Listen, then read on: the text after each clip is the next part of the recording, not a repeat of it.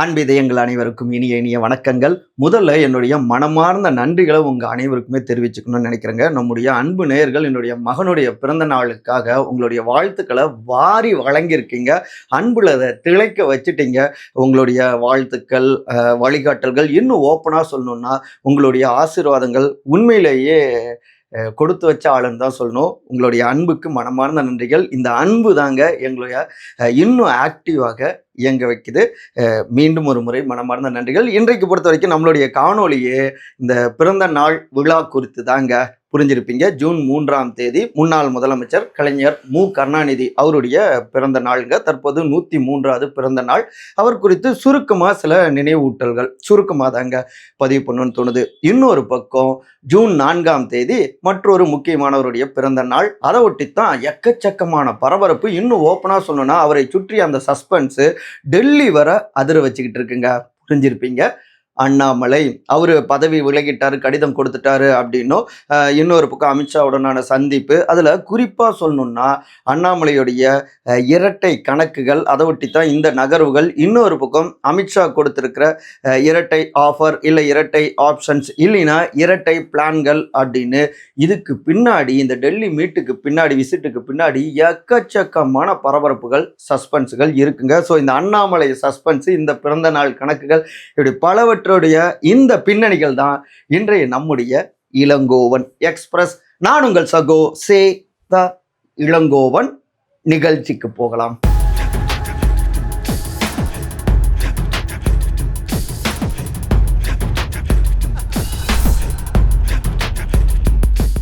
June 4 அண்ணாமலையை சுற்றிய suspense. Amit Shah கையில் எடுக்கும் பிளான் பி. என்ன நடக்கிறது கமலாலயத்தில்? எங்க விஷயம் தெரியுமா? பாஜகல இருந்து விலகிட்டாருங்க தேசிய தலைவர் திரு நிதின் நபின். அவரை சந்தித்து 5 பக்க கடிதத்தையும் கொடுத்துட்டாரு. இன்னொரு பக்கம் உள்துறை அமைச்சர் திரு அமித்ஷா அவர்களையும் சந்திச்சிருக்காரு. மகாகவி பாரதியார் அவருடைய புத்தகத்தையும் பரிசீலிச்சு பேசியிருக்காரு. அதாவது அச்சம் தவிர் நைய புடை அப்படின்லாம் தன்னுடைய அடுத்த கட்ட ரூட்டு, தனிக்கட்சி ரூட்டுக்கு இப்பயே விதை போட்டாருங்க அப்படின்லாம் எக்கச்சக்கமான பரபரப்புகள்ங்க. புரிஞ்சிருப்பீங்க. பாஜகவுடைய தமிழ்நாட்டுடைய முன்னாள் தலைவர் திரு அண்ணாமலை அவர் பாஜகவிலிருந்து விலகி தனிக்கட்சி ஆரம்பிக்க போறாரு. இதுதான் இந்த டெல்லி பயணத்துக்கான காரணம் அப்படின்னு பரபரப்புகள் எகிரி இருக்குங்க. சரி, இதற்கு பின்னாடி இருக்கக்கூடிய அந்த அரசியல் பின்னணிகள் என்ன? அண்ணாமலை அவர்களை பொறுத்த வரைக்கும் எப்பொழுதுமே தனக்கு சாதகமான ஒரு சூழலை செட் பண்ணிப்பாரு. அதை நோக்கி தான் அவருடைய நகர்வுகளும் இருக்கும். இப்பவும் கூட அப்படிதான். தன்னை அழைச்சி கட்சியில் பேசுவாங்க, என்ன பிரச்சனை அப்படின்னு சொல்லி. அந்த நேரத்தில் தலைமை சரியில்லை, புதிய மாற்றம் வேணும், தனக்கு அந்த பொறுப்பு இல்லைன்னா வேற ஏதாவது முக்கியமான பொறுப்பு அப்படின்னு கட்சி தலைமை கிட்ட கேட்கலாம். இல்லை அதை அவங்க அக்செப்ட் பண்ணிக்கல அப்படின்னா இருக்கவே இருக்கு, அதனால நான் தனி கட்சி தொடங்கிக்கிறேன் அப்படின்னு அவரு அந்த ரூட் எடுக்கலாம். எங்க போனாலும் இந்த கொள்கை இந்துத்துவா தேசியம் என்கிற அந்த கொள்கையிலிருந்து அவர் தவற மாட்டாரு. இப்படி இந்த இரட்டை கணக்குகளோடு தான் அவருடைய டெல்லி பயணமும் இருந்தது. இதற்கு ஏற்ற மாதிரி தான் சிபிஎஸ்இ அந்த பாடத்திட்டத்தில் அந்த 9வது வகுப்புல இருந்து 3வது மொழியை கட்டாயப்படுத்துவதா அப்படின்னு ரொம்ப காட்டமாகவே சமீபத்தில் சென்ட்ரல் கவர்மெண்ட்டை விமர்சிச்சிருந்தாரு. அதாவது தனக்கு சாதகமான அந்த கிரவுண்டை செட் பண்றாரு. புரிஞ்சுப்பீங்க. சரி, ஏன் அண்ணாமலை இப்படியான மனநிலைக்கு வந்தாரு அப்படின்னு பார்த்தோம்னா, ஏற்கனவே ஒரு 10 நாளைக்கு முன்னாடியே வருகிறார் அண்ணாமலை அப்படின்னு ஒரு காணொலிக்கு நம்ம விரிவாக பதிவு செஞ்சுருக்கோம். அதை லிங்கையும் இங்கே போடுறோம், மீண்டும் ஒரு தடவை பார்த்துக்கலாம். முக்கியமாக போன 2024 நாடாளுமன்ற தேர்தலில் அண்ணாமலை தலைமையில் இருந்தப்ப தனியாகவே 3வது கூட்டணி அமைச்சு கிட்டத்தட்ட 18% மேலே வாக்குகள் பெற்றாங்க. பல இடங்களில் அதிமுகவை 3வது இடத்துக்கு 4வது இடத்துக்கு தள்ளினாங்க. அதிமுகவுக்கு இவங்களுக்கு வெறும் 1% தான் வித்தியாசம். பாஜக மட்டுமே 11% மேலே வாக்குகளை பெற்றாங்க. அப்படி இருக்க அதிமுகவுடைய பேச்சை கேட்டு 2026 சட்டமன்ற தேர்தலில் தலைமை மாற்றம் திரு நயினார் நாகேந்திரனை கொண்டு வந்து இவரை மாற்றினாங்க. First upset. 2வது உட்கட்சியில் சீனியர்கள் தொடர்ந்து அதிகாரத்துவத்தை செலுத்தி அண்ணாமலையை ஓரம் கட்டினாங்க, முக்கியத்துவம் கொடுக்கல. 3வது அவருக்கு தேர்தலில் போட்டியிடவும் சீட் கிடைக்கல. 4வது அவருக்கு முக்கியமான எந்த பொறுப்புகளும் கொடுக்கப்படலை. இது எல்லாமே அவங்களுடைய டீமை அப்செட் ஆக்குனது. அதன் தொடர்ச்சியாகத்தான் இந்த ரிசல்ட்டுக்கு அப்புறம் தனிக்கட்சி சக்ஸஸ் பண்ணுவார் அப்படின்னு எல்லா பக்கமும் கட் அவுட்டுகள், இந்த சோஷியல் மீடியாக்களில் மீம்ஸு இதெல்லாம் பதிவு செய்யவும் தொடங்கினாங்க. அதில் முக்கியமாக இந்த தேர்தலில் 2026 3%லேருந்து இவர் 11% கொண்டு வந்தார். 11%லேருந்து அது 2.5% பயங்கரமான ஏமாற்றம், அப்செட்டு. அதில் முக்கியமாக 4 எம்எல்ஏக்கள்லேருந்து ஒரு எம்எல்ஏவாக பாஜக சுருங்கியிருக்கு. இதை தனக்கான சாதகமான ஒரு பாயிண்டாக எடுத்துக்கிட்டு அந்த நேரத்தில் தான் இப்போ அந்த 3வது மொழியை கட்டாயப்படுத்துவதா அப்படின்னு சொன்னதாகட்டும், தனிக்கட்சி அப்படின்னா அந்த விஷயங்கள் பேசுபொருளானது. இதை ஒட்டி அண்ணாமலை அவரை டெல்லியில் கூப்பிட்டுருக்காங்க. அங்கே இந்த பிரச்சனைகள் எல்லாவற்றையுமே பகிர்ந்திருக்காரு. இதை சரி செஞ்சால் நிச்சயமாக பாஜகவிலேயே தொடர்ந்து பயணிக்கலாம் அப்படிங்கிறது அவருடைய எண்ண ஓட்டமாக இருக்குது. ஏன்னா அவர் தனிக்கட்சி அப்படின்னா போக மாட்டார். இப்போ இருக்கக்கூடிய சூழலில் அது எந்த அளவுக்கு பாசிட்டிவ் ஆகும்னு சொல்ல முடியாது. ஆனாலும் அண்ணாமலை அவரை பொறுத்த வரைக்கும் ஒருவேளை பாஜக அக்செப்ட் பண்ணலை அப்படின்னா தனிக்கட்சின்னு போனால் ஒரு பக்கம் முதலமைச்சர் திரு ஜோசப் விஜய் அவர் சிறுபான்மையினருக்கான அரசாங்கம், அவங்கள நாங்கள் பாதுகாப்போம் அப்படின்னு அந்த அடையாளத்தை தீவிரமாக தூக்கி பிடிக்கிறாரு. எல்லா மதத்தினராக இருந்தாலும் சிறுபான்மையினர் அப்படிங்கிறது இந்த இடத்துல இந்துத்துவா மற்றும் தன்னுடைய தேசியம் அப்படிங்கிற அந்த கொள்கையை இவர் தீவிரமா முன்னெடுக்கிறப்ப அண்ணாமலை பக்கமும் இளைஞர் சக்தி இருக்கு. ஸோ விஜய் வெர்சஸ் அண்ணாமலைன்னு வரப்ப அது தன்னுடைய இமேஜையும் உயர்த்தும் அப்படிங்கிறதும் அண்ணாமலையுடைய கணக்கா இருக்கு. இதை ஒட்டியே தான் அமித்ஷாவுடைய அந்த பிளான் பியும் இருக்கு. ஒரு பக்கம் சமாதானம் செய்து முக்கிய பொறுப்பு கொடுத்து இங்க பாஜகவில் தக்க வைத்துக் கொள்வது, இல்லைன்னா இவர் தனி ரூட்டுன்னு போனார்னா அங்க களம் விஜய் வெர்சஸ் அண்ணாமலைன்னு மாறுறப்ப ஏற்கனவே அதிமுக டெட் எண்டுக்கு போயிட்டாங்க. திமுகவையும் இந்த எதிர்ப்பு களத்திலேருந்து போட்டியிலேருந்து ஒதுக்கி அந்த இடத்துல அண்ணாமலை முன்னிறுத்தப்பட்டா பின்னாடி அண்ணாமலைக்கு மூலமாக வரக்கூடிய அந்த லாபங்களை பாஜகவுக்கு அறுவடை செஞ்சுக்கலாம். பின்னாடி அண்ணாமலையோட கூட்டணி இல்லைன்னா மறுபடியும் அவரை பாஜகவிலேயே இணைச்சிக்கலாம் அப்படின்னு ஒரு பிளான் பியும் வச்சிருக்காங்க அப்படின்னும் டெல்லி வட்டாரங்கள்லேருந்தும் தகவல்கள் வருதுங்க. எப்படியோங்க ஜூன் 4 அண்ணாமலை கொடுக்க போகிற ஸ்வீட்டு பயங்கரமாக இருக்குங்க, சஸ்பென்ஸ் எகிரிட்டு இருக்கு அப்படிங்கிறாங்க.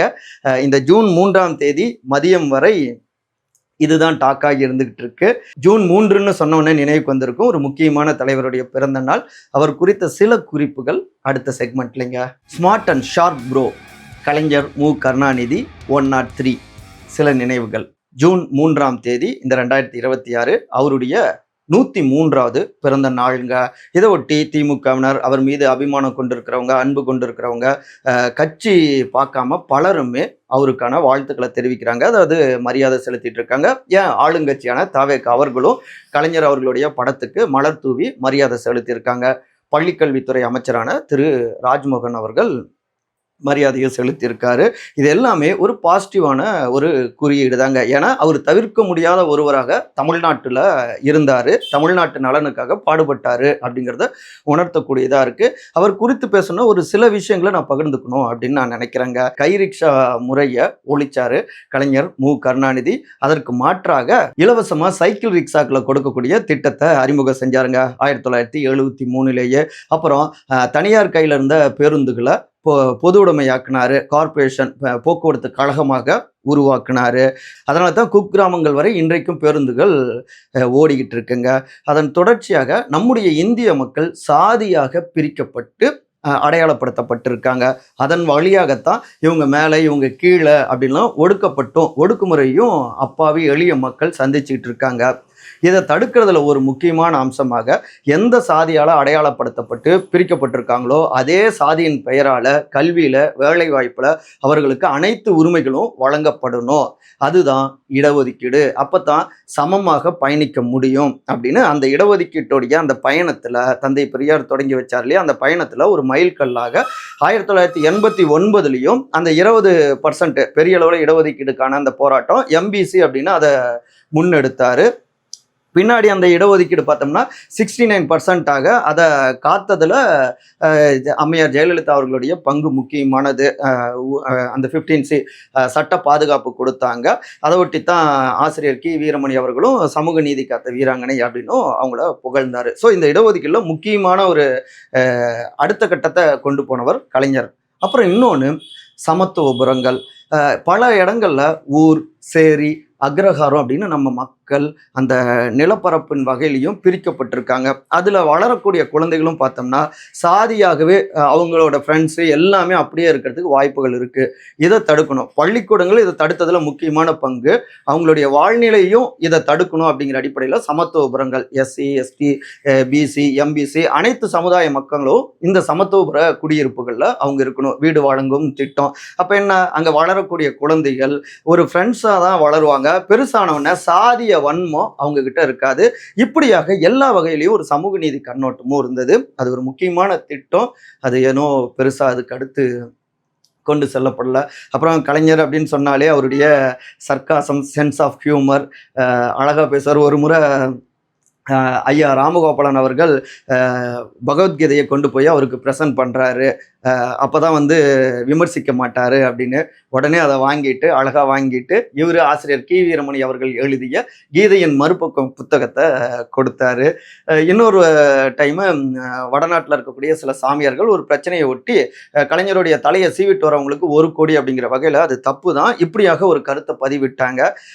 இது சம்மந்தமாக பத்திரிகையாளர்கள் கலைஞர்கிட்ட கேள்வி கேட்டப்ப ரொம்ப கூலாக, நான் என் தலையை சீவிய பல நாட்கள் ஆகுதுங்க, அதாவது முடி இல்லை இல்லையா, அப்படி பதில் சொன்னார். அவருடைய சென்ஸ் ஆஃப் ஹியூமர். அவர்கிட்ட பர்சனலாக எனக்கு பிடிச்சது இன்னொன்று முக்கியமாக சொல்லணும். அவர் அன்றைக்கே ப்ரோங்க, அதாவது உடன்பிறப்புகளே அப்படின்னு கடிதம் எழுதினார். அதுதான் இன்றைக்கு வர உடன்பிறப்புகள் தொடர்ந்துகிட்டு இருக்கு. அவர்கிட்ட பத்திரிகையாளராக எனக்கு பிடிச்சது 2016 அவங்க தான் வெற்றி அடைவாங்கன்னு சொல்லியும் கடைசியாக நூலிலையில் வெற்றி வாய்ப்பை இழந்தாங்க. ஆனாலும் ஒரே நாளில் பத்திரிகையாளர்களை சந்திச்சாரு. அதுக்கப்புறம் தன்னுடைய ஆயுள் இறுதி வரை எப்படின்னா, ஆளுங்கட்சியாக இருந்தாலும் சரி, எதிர்கட்சியாக இருந்தாலும் சரி, தொடர்ந்து பத்திரிகையாளர்களை சந்தித்து கொண்டு, இன்னும் ஓப்பனாக சொல்லணும்னா பத்திரிகையாளர்களை கண்டு பயப்படாத ஒரு அரசியல் தலைவராக இருந்தவர் தான் கலைஞர் மு கருணாநிதி அவர்கள். இன்றைய அரசியல் களத்தில் இருக்கக்கூடிய புதியவர்களுக்கும் அவருடைய இந்த செயல்பாடுகள் ஒரு வழிகாட்டல்களாக இருக்கலாம், இல்லை ஒரு பாடமாகவும் இருக்கலாம். மற்றபடி இன்னும் நிறைய விஷயங்கள் இருக்குது. இப்போதைக்கு இது போதும். அவர் மீது நிறைய விமர்சனங்கள் இல்லாமல் இல்லைங்க. ஆனாலும் எந்த விமர்சனங்கள் பண்ணாலும் அதை அக்செப்ட் பண்ணிப்பார். அது அவர்கிட்ட இருக்கக்கூடிய சிறப்பம்சம். ஸோ அந்த சிறப்பம்சத்தை நாமளும் எடுத்துப்போமே. நல்ல விஷயங்களை எடுத்து மக்கள்கிட்டையும் நம்ம ஒரு பத்திரிகையாளராக பகிர்ந்து கொள்ளலாம். சதிக்கு கால் முளைத்தால் சாதி அப்படின்னு அவர் சொல்லுவார். நீ நான் அப்படின்னு சொன்னால் உதடுகள் ஒட்டாது, நாம் என்று சொன்னால் உதடுகள் ஒட்டும் அப்படின்னு சொல்லுவார். ஸோ அனைவரும் நாம் ஒற்றுமையோடு இருந்து தமிழ்நாட்டுடைய வளர்ச்சிக்காக பாடுபடணும், எந்த களத்தில் இருந்தாலும். மற்றபடி இதே போன்ற அரசியல் சார்ந்த காணொலிகளுக்கான நம்முடைய உங்கள் சகோசே தெலுங்கு சேனலை சப்ஸ்கிரைப் பண்ணிருங்க. மறக்காம உங்களுடைய கருத்துக்களை கருத்துரை பகுதியில் பதிவு செய்யுங்க. அனைவரும் அன்பால் ஒருங்கிணைந்திருப்போம். நன்றி, வணக்கம்.